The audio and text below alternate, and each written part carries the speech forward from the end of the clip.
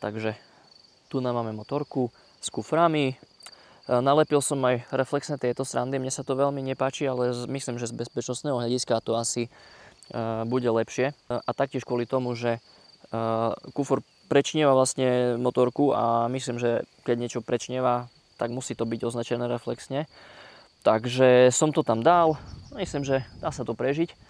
Tento držiak, ktorý som predtým kritizoval, tak teraz fakt plní úlohu, lebo momentálne takto by už značku vidno asi nebolo a tu z boku odtiaľ už by ju tiež nebolo vidno. Značku možno ani nevadí, ale ani smerovky. To znamená, teraz je to oveľa lepšie. Aj to lepšie vyzerá, aj je to bezpečnejšie, lebo smerovky je dobre, že by bolo vidieť. Takže za mňa to momentálne vyzerá oveľa lepšie. Kto si to chce porovnať, tak na začiatku videa tohto to ešte nie je nainštalované. To znamená, že tam sa dá pekne pozrieť, ako to bolo schované, keď to bolo predtým na tom skratenom držiaku. A video z inštalácie je krátke, hodím niekam sem. Tak, neviem, kto to teraz poskladá naspäť. Ale nie, ja to poskladám naspäť. Keď som to rozobral, tak to aj poskladám. Hlavne nezabudnúť zaizolovať káble. Lebo to by som nebol rád, keby som si na to spomenul, až keď to bude naspäť všetko poskladané, že to nemám zaizolované. Takže idem hneď na to. Takže takto nejak motorka momentálne vyzerá na dennom svetle. Za mňa fakt, ja som spokojný. Vyzerá to ako pomerne cestovná motorka. A pocit z nej počas jazdy je taktiež taký, takže za mňa super. Celkom sa teším, ako ju prevetrám niekam ďalej. Môžeme si ešte otvoriť aspoň ten zadný kufor. Keďže bočné teraz neotvorím, musel by som ho zhodiť. Čiže takto nejak vyzerá zadný kufor. Miesta habadej si myslím. Takže za mňa super. Fakt veľký nezvyk pre mňa mať na motorke možnosť si niekam odložiť veci, napríklad prilbu, lebo vždycky som to musel stále vlačiť so sebou. Takže toto podľa mňa teraz príjemná zmena, že nemusím všetko vlačiť v rukách a môžem si to odložiť niekam a zamknúť. A ešte to prestrihnem aj s bočným kufrom, keďže si do ňoho chcem dať batoh, tak ho rovno ukážem. Zadný som zhodil dole a ideme. Bočný vyzerá takto, tiež celkom dosť miesta a hlavne, čo je fajn, dá sa zamknúť. Už som sa naučil aj s jednou rukou to robiť kvôli videám. Takže takto zamknem a vybavené. Tak idem ešte trošku hore výsť, preto to sem dávam vlastne tie veci, lebo idem trošku ďalej výsť po ceste, keďže chcem si pozrieť trošku západ slnka a nechce sa mi všetky veci vlačiť so sebou.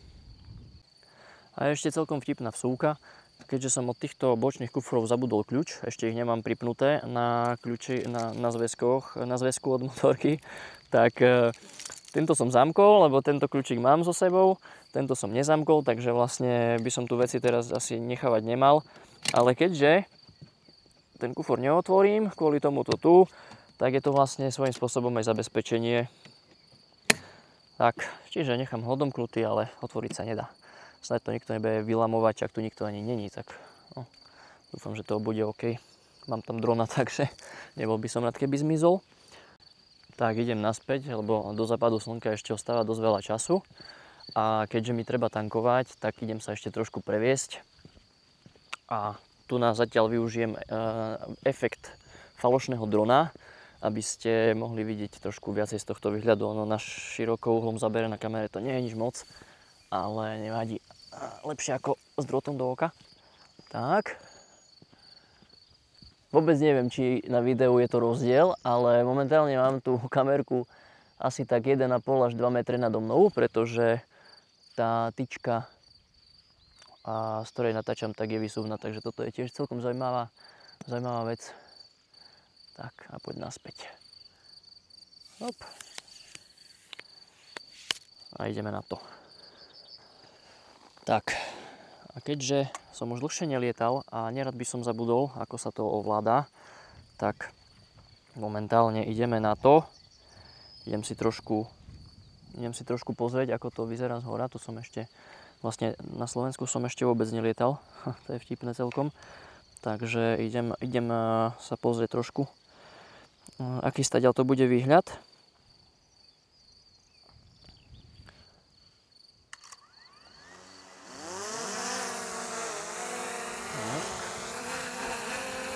Zase nám fúka, takže ako vždy, keď chcem lietať. Takže to je trošku otrava, ale čo už. Ja potom hodím do videa video z drona. Len taký rýchly, krátky záber okolia. Nejdem ani veľmi vysoko. Čiže na jednu stranu, na druhú stranu. Trošku nižšie zaberiem. Tak. Ešte trošku otočíme smerom na západ, lebo nám zapadá slniečko už. No ale je tu krásne. Je tu krásne. Človek ani nemusí chodiť ďaleko na to, aby videl fakt krásne miesta. Len treba začať chodiť a objavovať.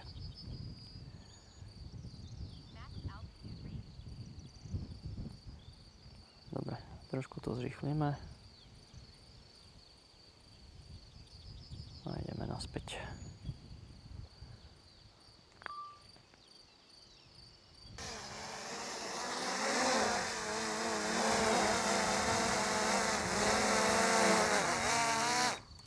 OK, tak sme naspäť.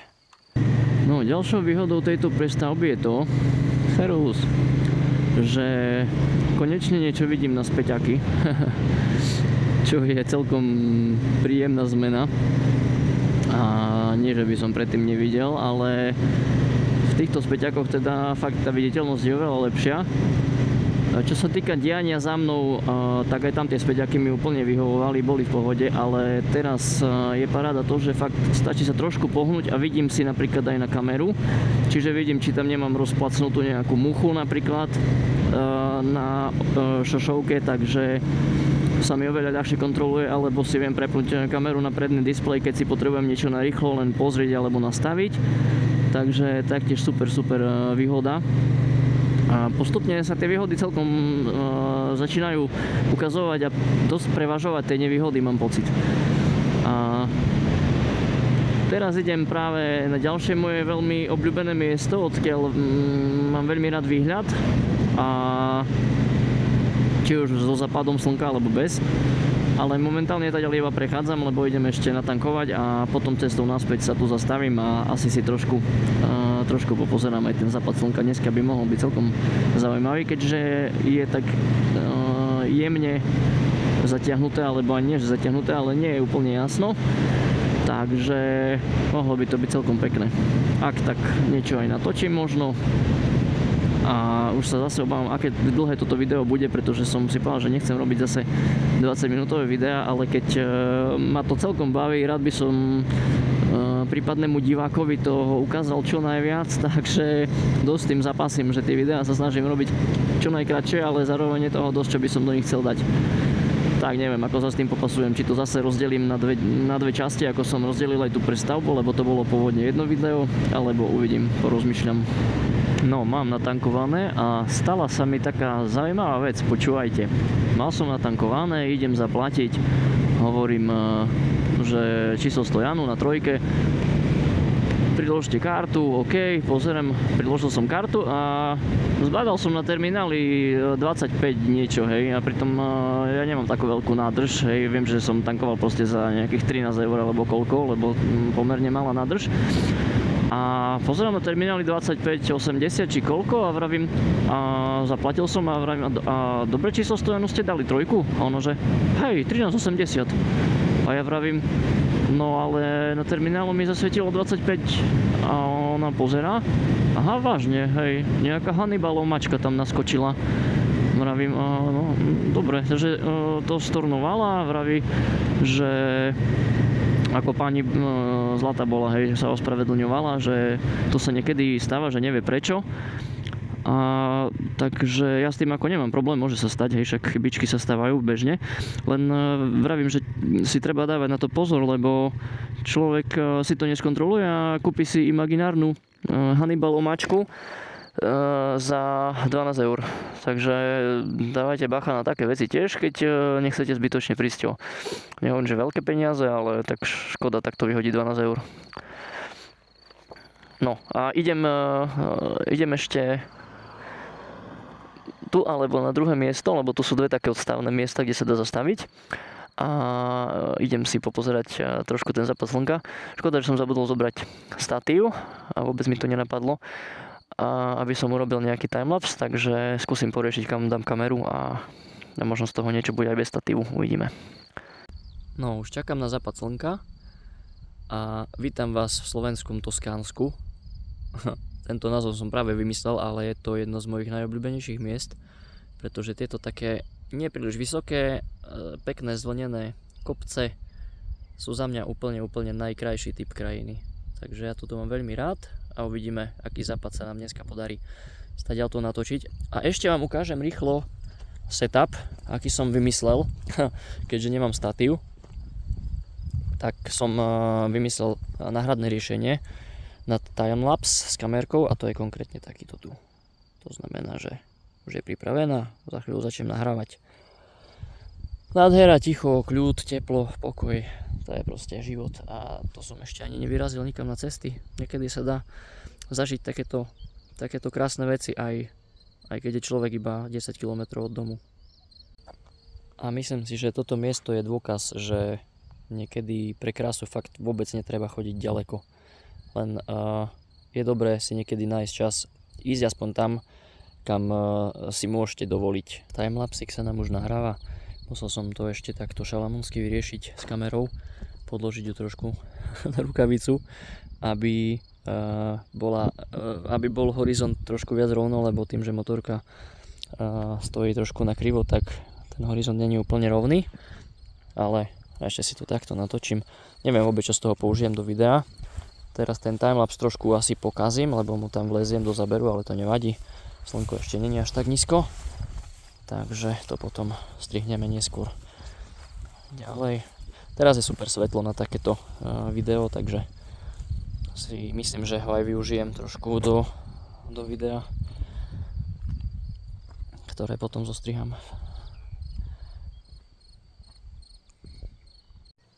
Tak, dnešný západ slnka nevyšiel úplne podľa predstav. Pravdepodobne bude na západe zamračené.